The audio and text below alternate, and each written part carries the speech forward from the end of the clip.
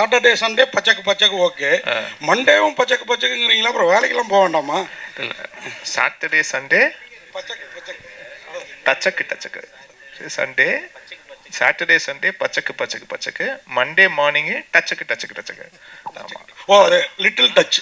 அது ஆமாம், அது என்னன்னு அது இன்னும் தெளிவாக விவேகாவே சொல்லுவார். அது ஆக்சுவலி ஃபர்ஸ்ட்ல எழுதுனது வந்து சாட்டர்டே சண்டே வச்சுக்க வச்சுக்க வச்சுக்க, மண்டே மார்னிங்கு பிச்சுக்க பிச்சுக்க பிச்சுக்கன்னு சென்சார் ஒத்துக்கல. அதை மாற்றணும் அப்படின்னு அதுக்கு பிறகு சரி டச்சுக்கு டச்சுக்கு டிச்சுக்கு டிச்சுக்குன்னு பொருள் இல்லாமல் ஒன்று போடலாம், அதுக்காக போட்டது. அதுக்கு எனக்கே பொருள் புரியுதா? ஓகே, எல்லாருக்கும் புரியும். அதாவது முதல்ல போட்டதாவது கொஞ்சம் இலைமறைக்காயா இருந்தது, இது இன்னும் ஓப்பனாக இருக்கு சார். அது மாதிரி நிறம்னு பேர் வச்சுட்டு ஒரே ரத்தமாக அப்படியே உங்கள் பேரில் எல்லாமே ரத்தம் சொட்டுது. ரத்தம் தான் நிறமா இந்த படத்தை பொறுத்த வரைக்கும்? டைரக்டர் சார், அவங்களோட நிறம், கேரக்டர்ஸோட நிறம், எல்லாரோட நிறமும் அது ரத்தத்துலேயும் கலந்து இருக்கு, அந்த மாதிரி தான் இருக்கும்.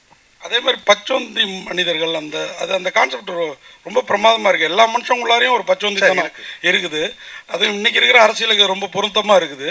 அதை கரெக்டாக ஃபீல் பண்ணியிருக்கீங்க. வெறும் கிளாமர் வரும் இது மட்டும் இல்லாமல் அரசியலையும் உள்ளே கொண்டு வந்திருக்கீங்க. அது இந்த டயலாக்லேயும் வருது, பார்த்தேன். வாழ்த்துக்கள் சார். இன்னைக்கு இருக்கிற ட்ரெண்டுக்கு கரெக்டாக செட் ஆகும் சார். இது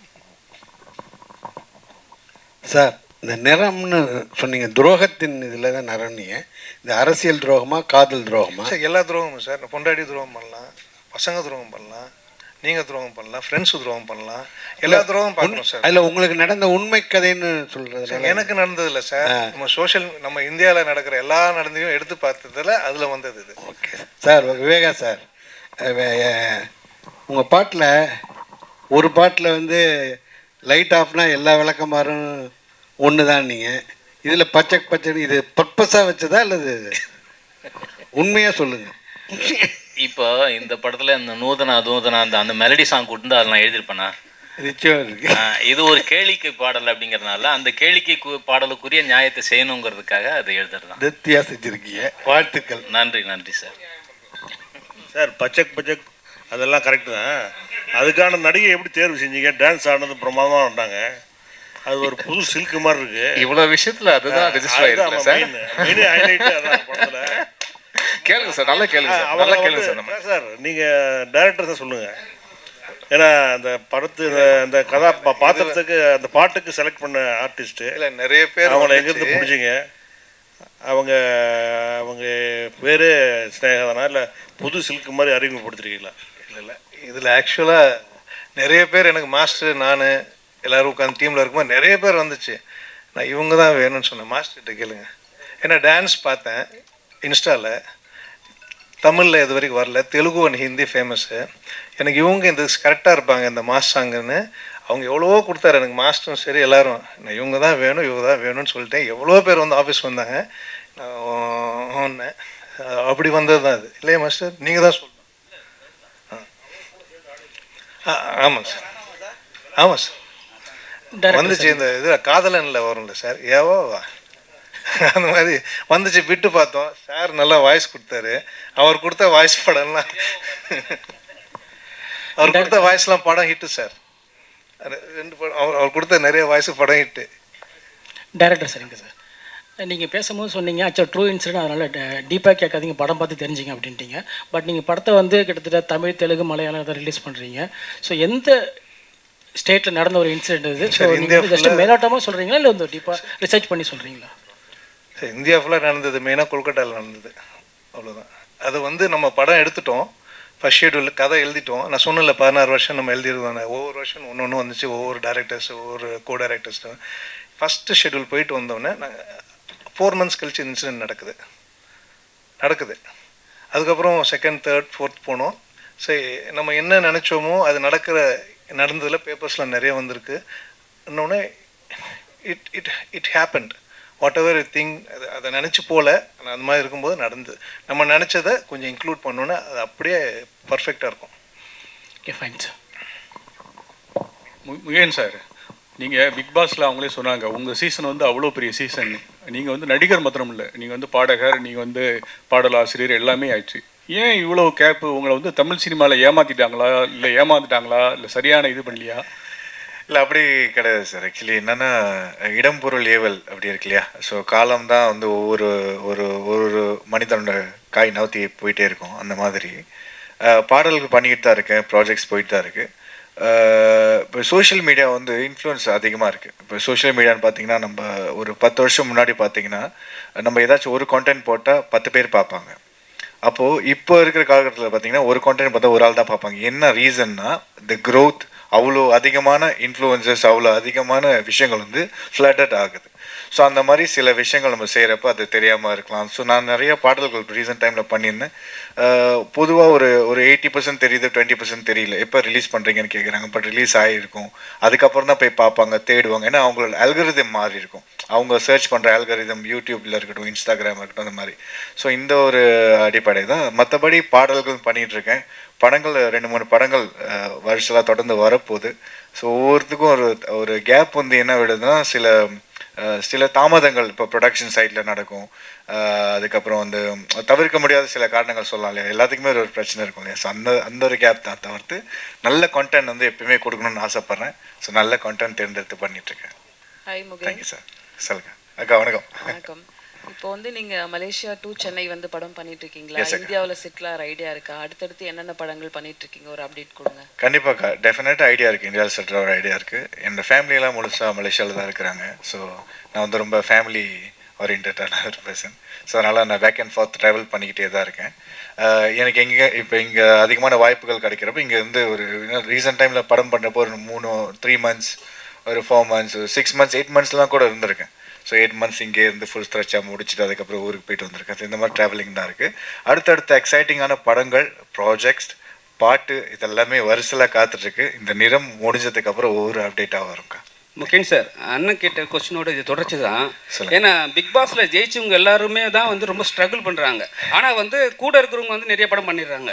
ஏன் நீங்கள் வந்து ஹீரோசம் தான் பண்ணணும், இல்லை மற்ற வேறு கேரக்டர் பண்ணக்கூடாதுன்னு சொல்லிட்டு ஒரு பிளானில் இருக்கீங்களா? அப்படி கிடையாதுண்ணே. நல்ல கேள்வி. Thank you for asking. நான் இன்னைக்கு கூட பேசியிருந்தேன், எங்களுடைய டீமில் பேசியிருந்தேன்.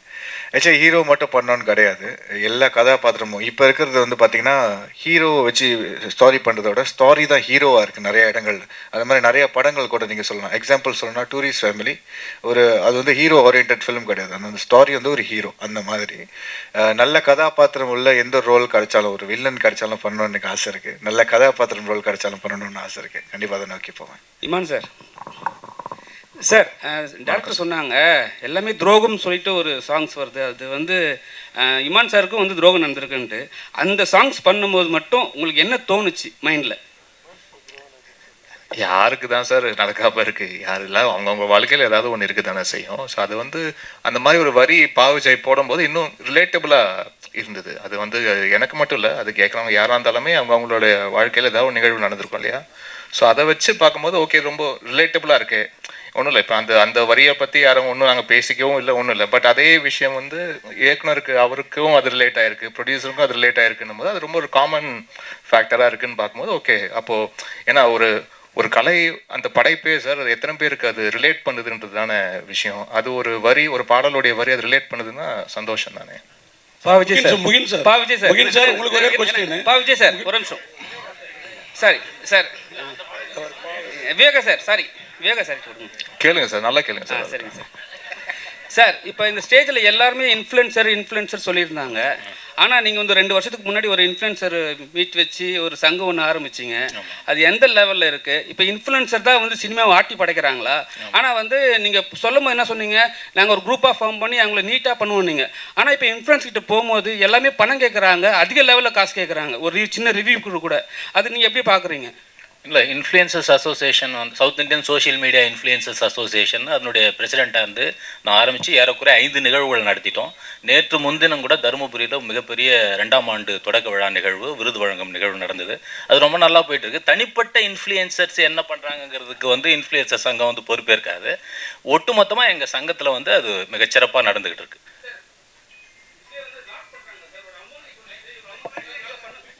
இவ்வளோ அமௌண்ட் கொடுத்தா தான் என்னால் ஒரு படத்தை ரிவ்யூ கொடுக்க முடியும், நல்லா கொடுக்க முடியும்னு சொல்கிறாங்க. ஆனால் வந்து அவங்கள போயிட்டு ஃபாலோ பண்ணுற ஆளுங்க வந்து போய் படம் பார்க்குறது கிடையாது, அவங்கள மட்டும் தான் ஃபாலோ பண்ணுறாங்க. சினிமாவில் இருக்கிறவங்களுக்கு வந்து படம் பார்க்குறவங்க போய் தேட்டர் போய் பார்க்குறோம். இல்லை, சங்கத்தின் மூலமாக வந்து நீங்கள் அணுகிறப்போ அதுக்கு நாங்கள் பொறுப்பேற்கலாம் மொழிய, தனிப்பட்ட சங்க உறுப்பினர்கள் செய்கிறதுக்கு நம்ம பொறுப்பு. சார் நீங்கள் ஒரு நடவடிக்கை எடுக்கலாம்ல, இது மாதிரி ஏமாத்துறவங்களை வந்து நம்ம பேன் பண்ணலாம். ஆமாம், நிச்சயமாக அதை செய்யலாம். சார் முகின் சார், அந்த பாடல் பற்றி தான் திருப்பி வரேன். அந்த பச்சைக்கு பச்சைக்கு டச்சக்கு பாட்டில் உங்களுக்கு வந்து பெரிய போர்ஷன் இல்லை, ஏதோ நீங்கள் கேட்டு வாங்கி ஆடின மாதிரி தெரிஞ்சுது. என்ன மாதிரி அதில் என்ன மாதிரி இல்லை, எங்கள் எல்லாரும் மாதிரியும் ஈர்ப்பு ஏற்பட்டு அந்த சாங்கில் நானும் இருக்கணும் அப்படின்னு வந்தீங்களா? என்ன அது? இல்லை சார், நான் அப்போ அந்த மாதிரி ஆர்டரில் ஆக்சுவலி இல்லை அதுதான் சார் சொன்ன மாதிரி அந்த படத்தில் அந்த சிச்சுவேஷனுக்கு அந்த சாங் தேவைப்பட்டிருக்கு. அது எதுனால அந்த போலீஸ் பின்னாடி வராங்க இல்லையா, அதை ரிவீல் பண்ணியிருப்பாங்க போலீஸ் வராங்கன்னு. ஸோ அந்த கேரக்டர் அங்கே ட்ராவல் பண்ணணும், அங்கே போகணும். அந்த நீட் இருந்தனால தான் அந்த சீனில் வச்சுருந்தாங்க. நிதின் சத்யா, ஒரு நிமிஷம். நீங்கள் ஒரு நல்ல நடிகர், உங்கள் பாண்டியராஜனுக்கு அப்புறம் அந்த விழியாலேயே நடிக்கக்கூடிய ஒரு மனிதர். நீங்கள் இடையில பெரிய பிரேக், நீங்கள் அவர் இப்போ முகின் மாதிரி தான் ஹீரோ வில்லன் எந்த கேரக்டர் வேணாலும் பண்ணுவீங்க. ரொம்ப நாளாக கேப் விட்டீங்களே, பர்சனலாக அம்மா அந்த மாதிரி சோகம் அந்த மாதிரி விஷயங்களா? இல்லை அப்படிலாம் இல்லை, ப்ரொடியூசர் வேறு இடையில ஆனீங்கல்ல, எல்லாமே என்னாச்சு? ஒரு 4 படம் ப்ரொடியூஸ் பண்ணேன். அதுக்கப்புறம் ஒரு பெரிய நிறுவனத்தில் வந்து ஹெட் ஆஃப் ஆப்ரேஷன்ஸாக இருந்தேன். இப்போ I am back in to my production. அதான் முகின் சொன்ன மாதிரி இடம் பொருள் ஏவல் நல்ல படம், ஒரு தரமான படம், அதில் ஒரு நல்ல கேரக்டர், அதுதான் இனிமேல் குவாலிட்டி தான் பார்க்கணும். குவான்டிட்டி பார்க்கறது வந்து எனக்கு பெரிய உடன்பாடு இல்லைன்னு தான் நான் ஃபீல் பண்ணுறேன். இனிமேல் இந்த கேப் இல்லாமல் நான் பார்த்துக்கிறேன் கண்டிப்பாக. இயக்குனர் சார், அதாவது இந்தியாவில் வந்து தொடர்ந்து வந்து பாலியல் குற்றங்கள் வந்து பெண்களுக்கு எதிராக அதிகமாக நடந்துக்கிட்டு இருக்கு. நீங்கள் வந்து இந்த பாலியல் குற்றத்தை வந்து இந்த படத்தில் மையப்படுத்தி எடுத்திருக்கீங்களா, இல்லை வேற ஏதாவது இன்ஸ்டன்ட்? ஓகே சார், இது உண்மை சம்பவத்தை தழுவி உண்மை சம்பவம் ஆயிருக்கு. ஓகே சார், இருந்திருக்கு, வந்திருக்கு. அதுவும் இல்லாமல் இதுக்கு முன்னாடி வந்ததெல்லாம் ஒட்டியே வரும். ரொம்ப ஒட்டினது வந்து இப்போ ரீசெண்டாக வந்தது. Okay sir. இமான் சார், இந்த தேசிய அவார்டு வந்து தொடர்ந்து வந்து நல்ல படங்களுக்கு தான் வந்து தொடர்ந்து கொடுத்துக்கிட்டு இருக்காங்க. இந்த வருஷம் பயங்கர சர்ச்சையாயிருக்கு. இப்போ வந்து நீங்கள் இந்த மாமா வாரியா வா மச்சு வாரியான்னு இந்த பாட்டு போடுறீங்க. இந்த வருஷத்துக்கான தேசிய அவார்டு வந்து 2027 உங்களுக்கு கிடைக்குமா? அப்படி கிடைச்சா நீங்கள் ஏற்றுப்பீங்களா அந்த பாட்டுக்கு? ஏன்னா வந்து நிறைய சர்ச்சையாயிருக்கு சார். அதான் சொல்கிறேன், இந்த பாட்டுக்கு அந்த பாட்டுக்கெல்லாம் தாண்டி ஒரு தேசிய அளவில் நம்மளுடைய மாநிலத்துக்கு ஒரு அங்கீகாரம் கிடைக்குதுன்னா அது நம்ம ஒட்டுமொத்த தமிழர்களுடைய வெற்றியாக தான் சார் அதை நம்ம பார்க்க முடியும். அவ்வளோதான். ஸோ அது வந்து அதான் சொல்கிறேன், எப்போவுமே ஒரு வெற்றி அந்த படைப்புக்கு உண்டான வெற்றியா அப்படின்னு பார்த்தீங்கன்னா சில நேரங்கள் அது வந்து கரெக்டு ஆமான்னு சொல்லுவாங்க, சில நேரம் இல்லைங்க அதுக்கெல்லாம் அவ்வளோ தகுதியெல்லாம் கிடையாதுங்க அப்படின்னு சொல்லுவாங்க. பட் நான் எப்போவுமே அதை எப்படி பார்க்குறேன்னா, ஒருத்தருடைய ட்ராவல், அவங்க எங்கேருந்து வந்திருக்காங்க, அவங்க என்னவா இருந்திருக்காங்க, இதே துறையில் எத்தனை ஆண்டு காலமாக அவங்க அதை வந்து ரொம்ப அந்த இடத்தை தக்க வைப்பதற்குண்டான உழைப்பை எவ்வளோ போட்டிருக்காங்க, அதெல்லாம் சேர்ந்து ஒரு அதுக்குண்டான முத்தாய்ப்பாக வந்து ஒரு விஷயம் ஒன்று நடக்கும், ஒவ்வொருத்தருடைய வாழ்க்கையில் வந்து நடக்கும். அது அவங்க கொடுக்கப்படுற விருது வந்து அதுக்கு தகுதியானதா இல்லையான்னு பார்த்தீங்கன்னா அதுக்கு வந்து மாற்று கருத்து இருந்துக்கிட்டே இருக்கும். அது எல்லாரோட விமர்சனத்துக்கு உள்ளான ஒரு விஷயம்தான். அப்புறம் அதை தாண்டி ஒரு நபருக்கு, அதுவும் நம்மளுடைய தமிழ்நாட்டில் சேர்ந்த ஒருத்தருக்கு அது கிடைக்கிது அப்படின்னு நினச்சி பார்க்கும்போது அப்படி தான் நம்ம சந்தோஷப்பட்டுக்கணுமே ஒழிய, ஓகே நம்ம தேசிய விருது அளவுக்கு நம்மளுடைய தமிழருக்கோ இல்லாட்டி இங்கிருந்து நம்ம திரைத்துறையில் தமிழராக இருக்கிறாங்களோ இல்லையோ, பட் இந்த திரைத்துறையில் நம்ம தமிழ் திரைத்துறையில் இருந்து ஒரு சாதனை பண்ணுறாங்க, அந்த சாதனையாளருக்கு ஒரு விருது வழங்கப்படுதுன்னா அது நம்ம மாநிலத்தோடைய ஒரு ப்ரைடாக பார்த்துட்டு போகணும்னு தான் நினைக்கிறேன். அவ்வளோதான். அதை தாண்டி இது தகுதியானதா இல்லையா அப்படின்ற அந்த ஆய்வுக்குள்ளே போவானான்னு நினைக்கிறேன் நான். நிதின் சார், நிதின் சார், உங்கள் காஸ்டியூம் பார்த்தீங்கன்னா வேறு மாதிரி இருக்குது. சரி, அது ஏதோ ஒரு கோட் சொல்கிற மாதிரி இருக்குது. இப்போ வந்து ஒரு பெரிய நிறுவனத்துலேருந்து வெளியே வந்து தனியாக படம் பண்ணுறீங்க, அப்புறம் வந்து அந்த கட்சியில் எதாவது போகிற பிளான் எதாவது இருக்கா? இப்போதைக்கு அரசியல் பிளான்லாம் எதுவுமே இல்லை. இந்த back into acting, back into production, அதுதான் இப்போதைக்கு பிளான். இமான் சார், நீங்கள் நேஷ்னல் அவார்டு பேசினால கேட்குறோம். நேஷ்னல் அவார்டு ஜூரி மேலேயே நிறைய குற்றச்சாட்டு வருது. அவங்க வந்து நம்மளுக்காக உரிமையாக போராடி வாங்கியிருக்கணும், மலையாளத்துலேயோ பெங்காலியோ பேசி வாங்குறாங்க, நம்மளுக்கு வாங்கலை. தகுதியான படம் நிறைய படம் இந்த வருஷமே வந்து அவ்வளோ உள்ள படங்களுக்கு வந்து கிடைக்கல, தகுதி இருக்கோ இல்லையோ சில சிபாரிசில் வாங்குறாங்க அப்படிங்காங்க. நீங்கள் நேஷ்னல் அவார்டுங்கனால உங்கள் அது கருத்தை பற்றி? அது வந்து ஆக்சுவலாக ஒருத்தர் எடுக்கிற முடிவு கிடையாது சார். நம்ம இங்கிருந்து பார்க்கும்போது நம்ம மாநிலத்துக்கு இதை கிடச்சிருக்கலாமே, இதை பண்ணியிருக்கலாமே, இங்கே இருக்கிறவர்கள் இதை சொல்லியிருக்கலாமே, இதுக்காக வந்து போராடி வாங்கியிருக்கலாமே, அதெல்லாம் நம்மளுடைய கேள்விகள் இருக்கும். பட் அந்த ஜூரியில் இருக்கும்போது வெறும் நம்ம அது வந்து தமிழுக்கு உண்டான குரலாக மட்டும் இருக்காது. அது ஒவ்வொரு மாநிலத்திலையும் அவங்களுடைய படங்களும் திரைப்படங்களும் ப்ளஸ் என்ன திரைப்படங்கள் இங்கே நம்ம அனுப்பப்படுது.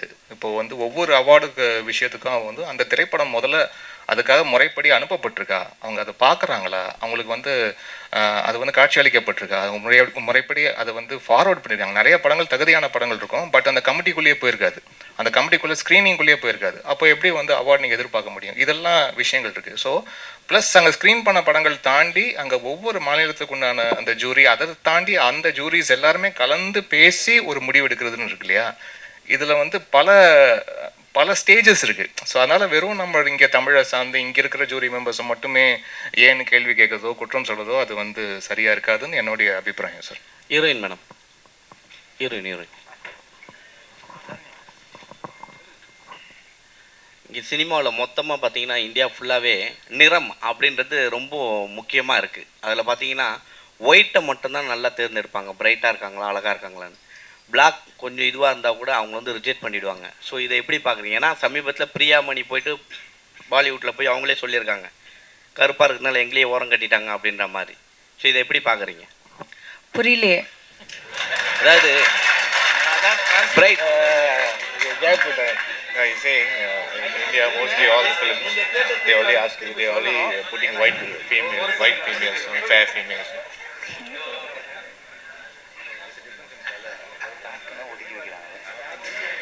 So they are generally talking about the complexion, the difference in complexion. So do you have any opinion on that? அதான் நீங்கள் ஆடியன்ஸ்க்கு கேட்டாங்க அண்ட் டைரக்டர்ஸ்க்கு கேட்டாங்க, காஸ்டிங் பீப்புளுக்கு கேட்டாங்க. I don't have an opinion about it. Heroine madam, அதே மாதிரி ஒரு கொஸ்டின். படம் முழுக்க நீங்கள் தான் ஹீரோயின் என்ன, நல்ல பாட்டு 2-3 கூட இருக்குது, 2-3 song also there for you, but only one song that madam is reach வேற level, that press meet. Okay, so நீங்க அந்த சாங் விட்டு வெளியே வர மாட்டீங்களா? You feel next film that type of song I am also do it. You I am also do it. அவங்க பண்ணணும். நல்லா பாட்டு இருந்து and if I like how it sounds then கண்டிப்பாக நான் பண்ணுறேன். வாழ்த்துக்கள் சார். டைரக்டர் சார், உங்களுக்கு ஒரு கேள்வி. டைரக்டர் சார் மீண்டும் நீங்க நியாயமா பண்றீங்க. பாட்டு இல்லை அதுக்காக தான் அம்மா வீட்டில் அப்பாவுக்கு 90 வயசு கீழே வந்து மண்டை உடஞ்சிருச்சு. அவருக்கு போய் காஃபி வாங்கி கொடுத்துட்டு பாட்டெல்லாம் பார்த்துட்டு போய் திருப்பி கேள்வி கேட்க. அப்ப படம் பார்க்கறதுக்கு ஆர்வமா இல்ல? அந்த பாட்டு அந்த படம் அதுக்காக தான் கொஸ்டின் திரும்பி வந்து second trip. Sir director sir, அதாவது அண்ணன் தம்பி துரோகம், அரசியல்வாதி துரோகம், பொண்டாட்டி துரோகம்னு அப்படிலாம் இருக்கும், அதில் தான் ஒன்று அப்படின்னீங்க. பொண்டாட்டிகளுக்கு நாமெல்லாம் பண்ணுற துரோகம் இருக்குல்ல, அதுவும் இருக்கா? அது இதில் வரல சார், பொதுவாக சொன்னது சார். இது துரோகம்னா அந்த துரோகம் இல்லை சார். நம்ம அவங்களை கவனிக்காமல் இருக்கோம்ல, வீட்டு வேலை பண்ணிட்டு, எந்த லேடிஸையும் மதிக்கிறது இல்லை, வீட்டு வேலை பண்ணிட்டு, அதுவே துரோகம் தானே சார். வெளியில் இருக்க உலகமே ஒன்றுன்னு பார்த்துட்டு வீட்டில் உழைக்கிறவங்க விட்டுட்றோம்ல, அந்த துரோகத்தை சொன்னேன், வேற எந்த துரோகம் இல்லை. நன்றி சார்.